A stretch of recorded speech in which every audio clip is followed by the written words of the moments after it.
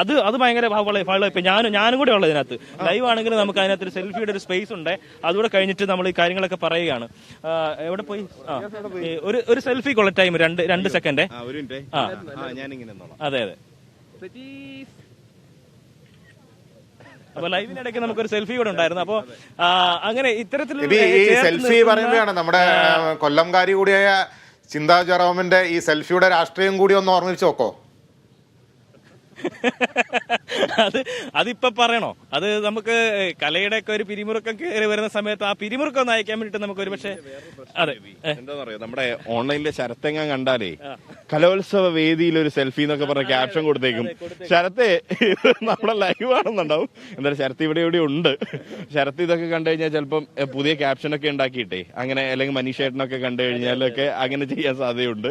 പിന്നെ ഇവിടെ നമുക്കും പറ്റിയ ഒരുപാട് നല്ല നല്ല വിഭവങ്ങളുണ്ട്. ഇവിടെ വിവിധ സാംസ്കാരിക നായകന്മാരുടെ ഒരു പിന്നെ ഇന്നലെ വൈകുന്നേരം മുതൽ അതിന്റെ പരിപാടികൾ നടക്കുന്നത്. നമ്മൾ ഇന്നലെ വൈകുന്നേരം ഒക്കെ വന്ന് കുറെ സമയം അത് ഷൂട്ട് ചെയ്യുന്നതിന് വേണ്ടിയിട്ടൊക്കെ നോക്കിയിരുന്നു.